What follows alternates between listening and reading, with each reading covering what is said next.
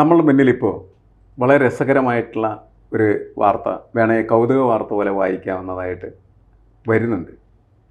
അതിങ്ങനെയാണ്, തൃശ്ശൂരിലെ ഒരു പാതിരി പറഞ്ഞിരിക്കുകയാണ്, സുരേഷ് ഗോപിയെ കാണാനുണ്ടോ? മറ്റൊരു വാർത്ത KSUവിൽ നിന്ന് വന്നാണ്. സുരേഷ് ഗോപിയെ കാണാനില്ലെന്ന് പറഞ്ഞ അദ്ദേഹം കോടതിയിൽ പരാതിയുമായിട്ട് പോയിരിക്കുക. എന്താണ് ഈ കാണാൻ ഇല്ലായ്മയുടെ കാരണം? എന്തായിരിക്കാം? എനിക്ക് തോന്നുന്നു കുറച്ച് ദിവസം കഴിയുന്ന സമയത്ത് ചിലപ്പോൾ ഹേബിയസ് കോർപ്പസ് ഹർജി കോടതിയിലേക്ക് എത്തും.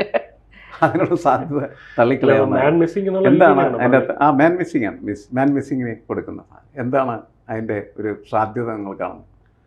എനിക്ക് തോന്നുന്നു ഈ കന്യാസ്ത്രീകളുടെ വിഷയത്തിനൊക്കെ ശേഷം, ഛത്തീസ്ഗഡിലെ കന്യാസ്ത്രീകളുടെ വിഷയത്തിനൊക്കെ ശേഷം ബാക്കി ആര് പ്രതികരിച്ചാലും ഒരു വാർത്താ പ്രാധാന്യമില്ല. സുരേഷ് ഗോപി പ്രതികരിച്ചാൽ സുരേഷ് ഗോപി പറയുന്നത് എന്താണ് എന്ന് പെട്ടെന്നുള്ള ഒരു മറുപടിയാണ്. അപ്പോൾ സുരേഷ് ഗോപി അത് പറയുന്നത് എന്താണ് എന്ന് കേൾക്കാൻ കുറെ ഇടതുപക്ഷ മാധ്യമ പ്രവർത്തകരും കൂടെ ഇടതുപക്ഷവും വലതുപക്ഷമായ ആളുകൾ കാത്തിരുന്നു. പക്ഷെ അതിനൊരു കൃത്യമായ മറുപടി സുരേഷ് ഗോപിയുടെ വായിൽ നിന്ന് കിട്ടിയില്ല.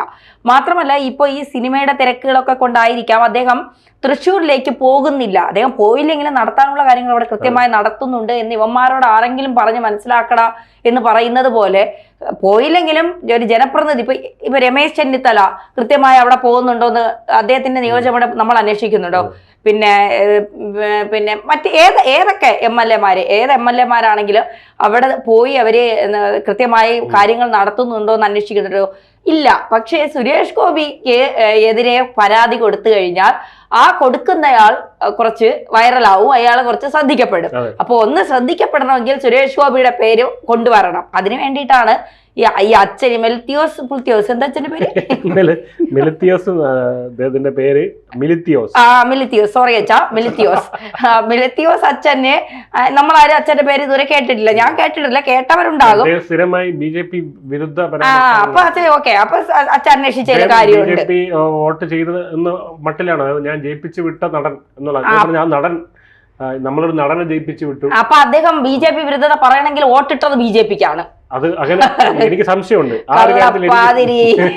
എനിക്ക് ആ ഒരു കാര്യത്തിൽ സംശയമുണ്ട്. കാരണം ഇപ്പം എന്താ പറയാ, ഇവര് ഇങ്ങനെ ഇപ്പോ ഇതിനകത്ത് ഞാൻ നോക്കിയിട്ട് കാണുന്നത് എന്ന് പറഞ്ഞാൽ, ഇവര് BJP ഇപ്പം നമ്മുടെ രാഹുൽ ഗാന്ധി അവിടെ വോട്ട് ഒരു ആറ്റം ബോംബ് ഇട്ടു, അത് വലിയ ചീറ്റി, അതിന് മുന്നേ ഉള്ള പല പല കാര്യങ്ങൾ. അപ്പം എന്തെങ്കിലും ഒരു സാധനം വേണം. അപ്പം ഇവിടെ ഒന്നും ഇപ്പൊ രാജീവ് ചന്ദ്രശേഖരന്റെ വായിൽ നിന്ന് മണ്ടത്തരം ഒന്നും കിട്ടാൻ പോകില്ല. സുരേന്ദ്രനാക്കി ഇഷ്ടം പോലെ കിട്ടും. ഇപ്പൊ അതും പറ്റൂല. അപ്പൊ ഇനി സുര പോയ സ്ഥിതിക്ക് മറ്റൊരു സുരേ ഉള്ളൂ, നമ്മുടെ സുരഗോപി അല്ലെങ്കിൽ സുരേഷ് ഗോപിയാണ്. അപ്പൊ ഇദ്ദേഹത്തിനെ ചൊടിപ്പിച്ച് കഴിഞ്ഞാൽ എന്തെങ്കിലും പറയും, മണ്ടത്തരങ്ങളായാലും പറയും. അപ്പൊ ഈ കന്യാസ്ത്രീ വിഷയത്തിലാണെങ്കിൽ അതാണ് മുങ്ങി നടക്കുന്നത്. അപ്പൊ പണ്ടൊരിക്കതുപോലെ ഉയർന്ന ജാതി താഴ്ന്ന ജാതി എന്നൊക്കെ പറഞ്ഞിരുന്നു. ഉയർന്ന ജാതിക്കാരുടെ കാര്യം നോക്കാൻ താഴ്ന്ന ജാതിയിലെ മന്ത്രിമാരും ഇങ്ങനെയൊക്കെ അദ്ദേഹം പറഞ്ഞ ഉപയോഗിച്ച വാക്കുകൾക്ക് പറ്റിയ ഒരു മണ്ടത്തരമാണ്. എന്തെങ്കിലും അത് മാത്രമല്ല, പുള്ളി ഒരിക്കൽ പറഞ്ഞതെന്ന് വെച്ചാൽ അടുത്ത ജന്മത്തിൽ ബ്രാഹ്മണനാകണം ജനിക്കാൻ ആഗ്രഹിക്കുന്നു. ഈ കാലഘട്ടത്തിൽ അങ്ങനെ പറയാൻ പറ്റുന്ന ഈ ബ്രാഹ്മണ്യം എന്ന് പറയുന്നത് കർമ്മം കൊണ്ടുള്ള ഇതാണ്. ബ്രാഹ്മണൻ എന്ന് പറയുന്നത് തന്നെ ബ്രഹ്മത്തിനോട് അടുക്കുന്നവൻ, ബ്രഹ്മചര്യം ആണ് ഉദ്ദേശിക്കുന്നത്, ഈശ്വരനോട്. അത് ഒരു കർമ്മം കൊണ്ടുള്ളതാണ്, ജനനം കൊണ്ടുള്ളതല്ല. അത് തന്നെയാണ് ഇവിടെ ഇതിനകത്ത് നമ്മുടെ ഇത് തന്നെ പറയുന്നത്. എന്നിട്ട് ഇദ്ദേഹം അതായിട്ട് ജനിക്കണം. അപ്പൊ ഈ നൂലിലാണ് അദ്ദേഹത്തിന്റെ നോട്ടം. ഇവിടെ ഒരു നൂലും കൂടെ ഉണ്ടായിരുന്നെങ്കിൽ കൊള്ളായിരുന്നു എന്നുള്ള. അത് ശരിയായിരിക്കാം. അതിപ്പോ അദ്ദേഹത്തിന്റെ അറിയിലേ ഉള്ളൂ, അതിപ്പോ ഇങ്ങോട്ട് കയറ്റി കിട്ടണം. ഈ വിഷയമായിട്ട് ബന്ധപ്പെട്ടേ ഈ നമ്മള് താമരശ്ശേരി ബിഷപ്പിന്റെ ഒരു പ്രസ്താവന വന്നിട്ടുണ്ട്. അദ്ദേഹം പറയുന്നത് എന്താണെന്ന് വെച്ചിട്ടുണ്ടെങ്കിൽ, ക്രൈസ്തവരെയൊക്കെ നിങ്ങൾ യൂറോപ്പിലേക്ക് കയറ്റിയേക്ക് എന്നാണ് അദ്ദേഹം പറയുന്നത്. യൂറോപ്പിലോട്ട്, അതായത് പാകിസ്ഥാനിലേക്കാണല്ലോ നമ്മള് മുസ്ലിങ്ങളെ കയറ്റിയേക്കുന്നത്. അതേപോലെ ക്രൈസ്തവരെ യൂറോപ്പിലേക്ക് കയറ്റിയേക്ക് എന്ന് ചോദിക്കുന്നത്. ഇതിന്റെ പ്രശ്നം എന്താണെന്ന് വെച്ചാൽ, പൊതുവെ ഇതിനകത്ത് ഇവരുടെ ഇടയിൽ നിൽക്കുന്ന ഒരു അസംതൃപ്തി. ആ അസംതൃപ്തി എന്ന് പറയുന്നത് ഈ കന്യാസ്ത്രീകളുടെ അറസ്റ്റുമായിട്ട് ബന്ധപ്പെട്ടത്. എനിക്ക് തോന്നുന്നു സുരേഷ് ഗോപി ഇവരൊക്കെ ആയിട്ട് ബന്ധപ്പെട്ട് സംസാരിച്ച് അവരുടെ അസംതൃപ്തികൾ പരിഹരിക്കാനായിട്ട് ശ്രമിക്കുകയാണെങ്കിൽ ഇത്തരത്തിലുള്ള ചോദ്യങ്ങൾ ഉണ്ടാവില്ല. കണ്ടവരുണ്ടോ എന്ന് പറയുന്ന ഇസ്രായേലിലോട്ട് അയക്കാം. അത് നമുക്ക് അത് വേണ്ട, മിസൈൽ വീഴും. യൂറോപ്പ് മതി. അല്ല, ഇവർക്ക് അത് ഇസ്രായേൽ പറ്റൂലല്ലോ. ഇസ്രായേൽ ഇവരുടെ രാജ്യമാണ്. ഇസ്രായേലിലേക്ക് അവര് ശരിപ്പെടുത്തും. ഇസ്രായേൽ ജൂത രാജ്യമല്ലേ? ജൂത രാജ്യമാണ്. പക്ഷെ ഇസ്രായേലിൻ നാഥൻ എന്ന് കേട്ടിട്ടില്ലേ? അതെല്ലാം ഓരോ കാലഘട്ടത്തിലും ഇതൊക്കെ മാറിക്കൊണ്ടിരിക്കും. അതെങ്ങനെ പക്ഷെ പിന്നെ അത് ജൂത പിന്നെ രാജ്യമാണെങ്കിൽ ഇസ്രായേൽ നാഥൻ അവിടെ ജനിച്ചത് കൊണ്ടായിരിക്കും അല്ലേ? ജന്മഭൂമിയാണുള്ളത് ശരിക്കും.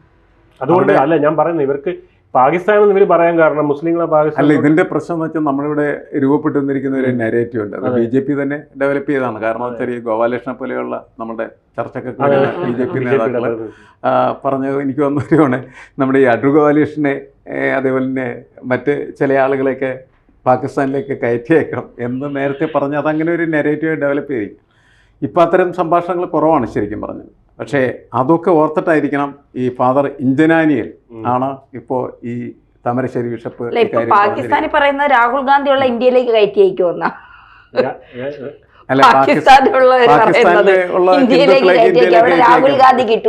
പാകിസ്ഥാനിലുള്ള ഹിന്ദുക്കളെയൊക്കെ ഇന്ത്യയിലേക്ക് കയറ്റി അയക്കാൻ അവിടെ പറയുന്നുണ്ടാവും. ഇതിങ്ങനെ ഇത്തരം സ്വഭാവങ്ങൾ മാറേണ്ടത് ആവശ്യമാണ്. നമ്മുടെ ഒരു പൊളിറ്റിക്സിൽ ഇങ്ങനെയുള്ള വർത്തമാനങ്ങൾ വന്നു കഴിഞ്ഞാൽ അത് ആ ഒരു നെറേറ്റീവായി ഡെവലപ്പ് ചെയ്യും.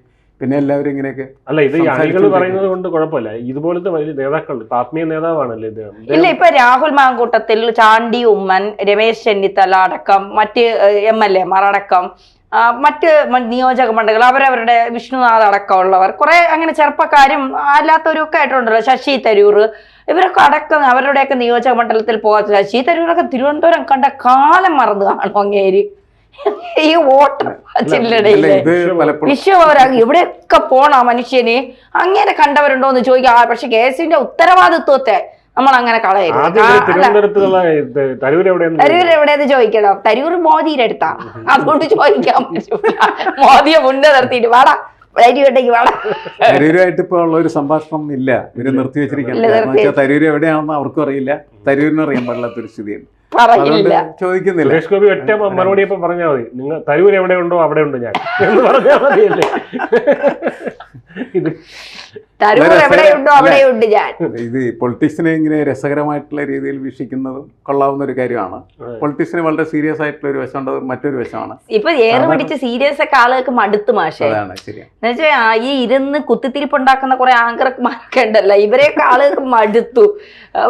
അവര് പറയുന്നത് ഒന്നല്ല കുത്തി പറയുന്ന പോലെ ഇല്ല. വളരെ ലൈറ്റായിട്ട് ഇത്തരം വിഷയങ്ങൾ എടുത്താൽ ഇതില് നമ്മളിപ്പോ എന്ത് പറയാനാണ്? സുരേഷ് ഗോപിയെ കാണാനില്ല, KSUവിന്റെ പരാതി, സുരേഷ് ഗോപി എവിടെ, ഇങ്ങനെയൊക്കെ നമുക്ക് ചോദിക്കാൻ പറ്റുമോ? പക്ഷേ ഇത് ലൈറ്റായിട്ടേ കൊണ്ടുപോകാൻ പറ്റും. സുരേഷ് ഗോപി കണ്ടിട്ട് ആ മനുഷ്യൻ ഒന്ന് തിരിച്ചു വരണം അല്ലെ. സുരേഷ് ഗോപി നിങ്ങൾ തിരിച്ചു വരൂ, എന്ത് പ്രശ്നം ഉണ്ടെങ്കിലും നമുക്ക് പരിഹരിക്കാം. നിങ്ങൾ പോയടത്തുനിന്ന് തിരിച്ചു വരൂ. നിങ്ങളെ കാത്തൊരു കുടുംബം ഇരിക്കുന്നുണ്ട്, ഒരു ജനത ഇരിക്കുന്നുണ്ട്. അതായത് ഇങ്ങനെ നമ്മൾ വളരെ ലൈറ്റായിട്ട് ഈ വിഷയങ്ങൾ എടുക്കുകയാണെങ്കിൽ രാഷ്ട്രീയത്തിന്റെ പേരിലുള്ള അക്രമങ്ങൾ, കൊലപാതകങ്ങൾ അതില്ലാതെ, മതത്തിന്റെ പേരിലുള്ള അക്രമങ്ങളും കൊലപാതകങ്ങളും ഒക്കെ ഇല്ലാതെ. കാരണം മനുഷ്യരാണ്, മനുഷ്യ ജീവിതത്തിന് ആവശ്യമായിട്ടുള്ള ഘടകങ്ങളുടെ ഭാഗം മാത്രമാണ് രാഷ്ട്രീയവും മതവും.